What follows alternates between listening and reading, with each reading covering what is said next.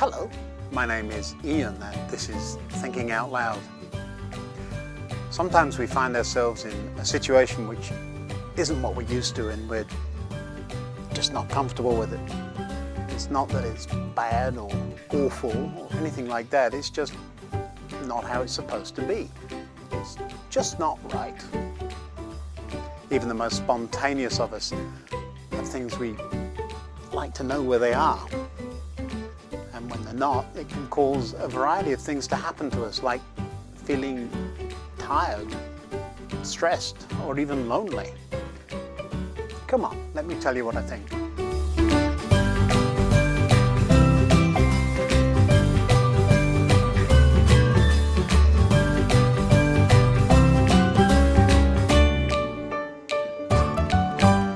Waiting at the school gate with my mum for my younger sister all those years ago, I can remember the grown-ups saying things like, "Would you believe it?" and "Oh, isn't it awful?" But when they parted, they always waved and seemed fine, and so I'm sure it couldn't have been all that awful or unbelievable. In our house, I'm the one who moves furniture around, but growing up it was always my mum that did that. And one day I remember my dad came home from work and didn't turn the light on and fell straight over a piece of furniture my mum had rearranged. My mum seemed fine with the change, but I'm sure that day I don't think my dad was. I can remember as a child too those long summer holidays from school. And we looked forward to them very much. And we thought of all the things we could do.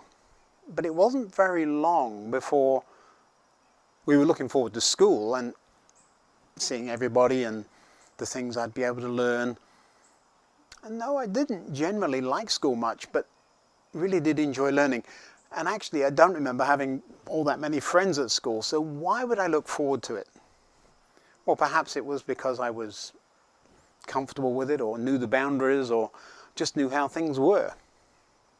I may not have liked it much, but it was something I knew. Those long school holidays should have been fine. We lived right beside a beach, covered in fishing boats, and I can still remember some of the boats' names. Two in particular were nicely painted, and one was called If Not, and the other one was called Why Not. We don't have a beach on the railway yet, so Why Not has to stay on a shelf most of the time. Long summer days ran into each other, and before long my brothers and sisters would be asking, "What can I do?" And you'd hear a grumpy, "I'm bored." My mother had a way of correcting that really swiftly when we got too much under her feet. "Stop whining or I'll give you something to do. Come on, come and help me fold these sheets." And all of a sudden we weren't bored anymore and made ourselves scarce.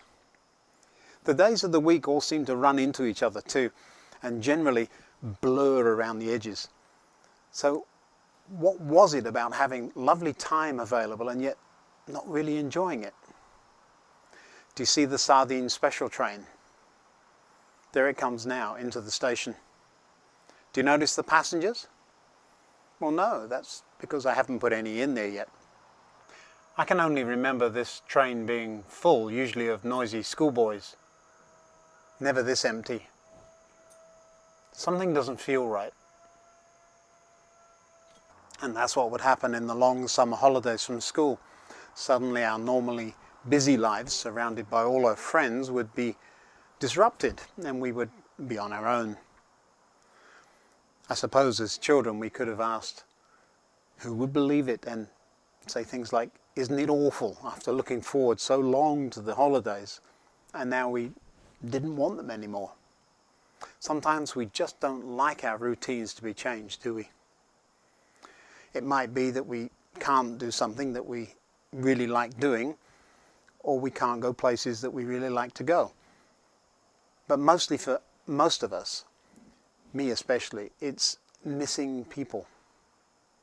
Now you might have noticed that I actually like being alone. Well, sometimes at least. I still like being with special friends, and especially my family. Hilary and I are part of a small group of friends who try to meet regularly together to encourage each other. And we make sure we're all doing okay. I suppose it's a little like a village church I remember from when I was a boy. We all know each other and can anticipate some of the things that are going on in each other's lives, and so we can be there for each other. Do you have a group of people that you trust and enjoy being with like that? We sometimes pray together, or might read something, or perhaps discuss something we've all heard in church. A group like that helps me not to be lonely. But what is loneliness? And I used to think being lonely was being away from people I usually like to be around. But that's not quite it, is it? Being lonely is more like having something you really need to share with others and you can't. So if you're sad or struggling and you don't have anyone to share that with, it can make things feel a whole lot worse, can't it? That cake looks lovely, doesn't it? I've come inside to refill my tea and I brought the cake with me. Don't worry, I won't eat it all.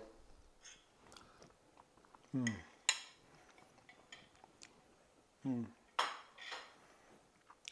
going to share some with Hilary later. Part of loneliness is not being able to share things, and it doesn't have to be just bad things or sad things. Loneliness can be caused by not being able to share good things, like a lovely piece of cake. With all the changes in the workplace for so many, and with such changes in the travel industry, I've been asked 1,000 times, I'm sure, are you still flying? And do you still have a job? And oh, isn't it awful? Well, to work aboard an aircraft, like I do, there has to be passengers and travelling from place to place. And just like the little train we saw, it doesn't matter how well it's painted or how much on time it runs. If there's no passengers, there's no need for the vehicle. Moving people from one place to another is really what those things were designed for. And people are like those planes and trains too. What do you think people were designed to do? Well, we were designed to interact, weren't we? My mum used to say we have 2 ears and 1 mouth, and she'd use them in that proportion. Listen twice as much as you talk.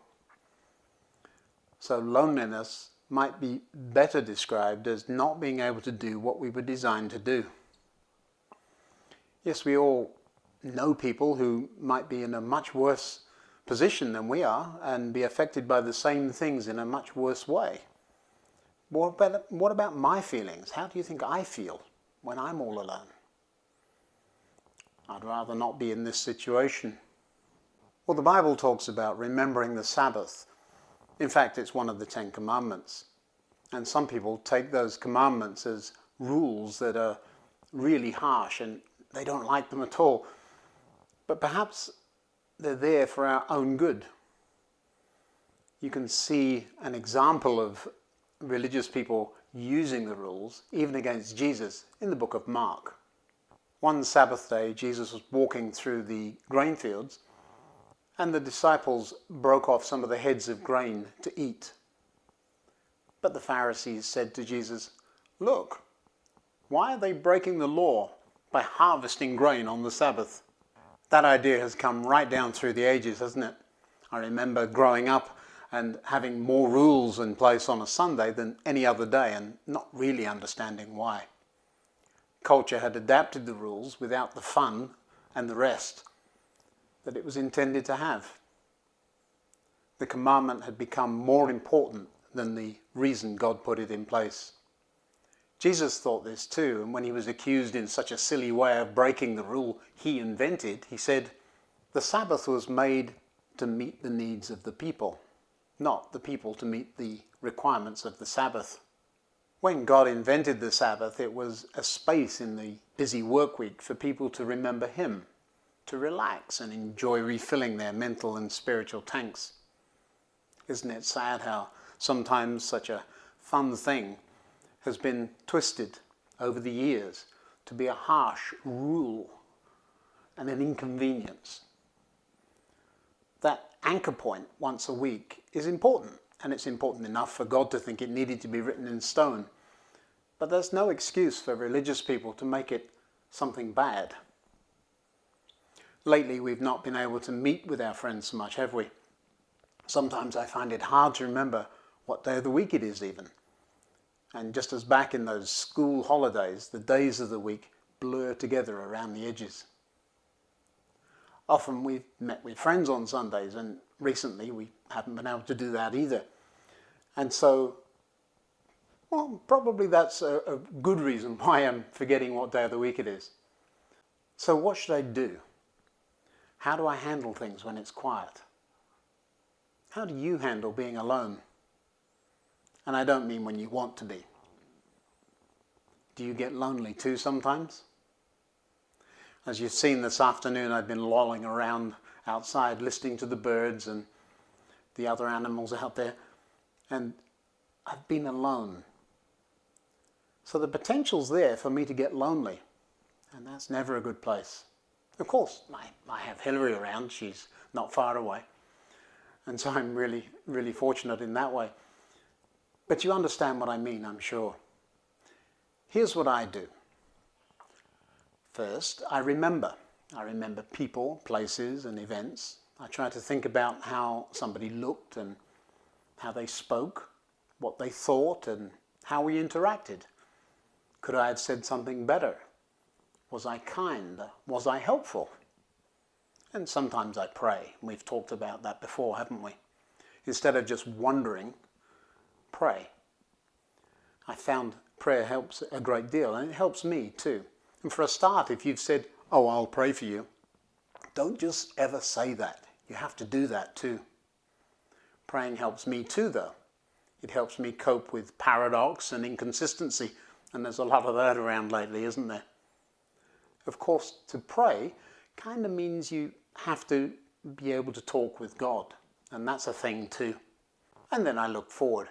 Instead of wishing things were different and wishing I weren't where I were and all alone, I look forward. I look forward to meeting friends again, and the next time I'll see them and be together.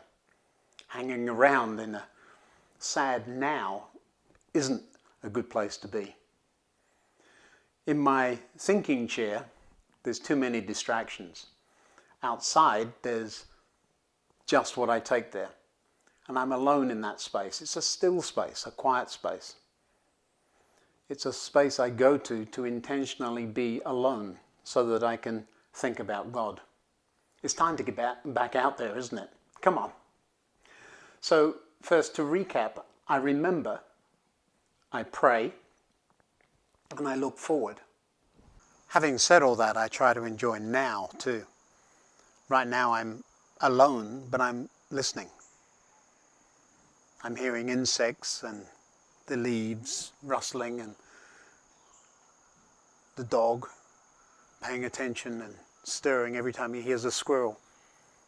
But it's still and peaceful. This is my still time. Maybe a nap is in order too.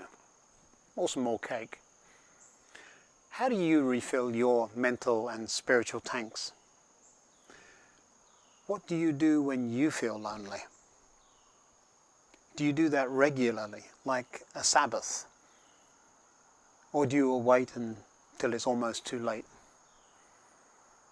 And who do you miss now that we can't get together so often? Let me know in the comments below. And this has been another episode of Thinking Out Loud that I'd really enjoy if you shared with your friends. If you have liked it, click the like button or subscribe. And if you hit that bell icon thingy, then you'll be notified the next time I make a video available. Thank you for watching. Until next time, goodbye.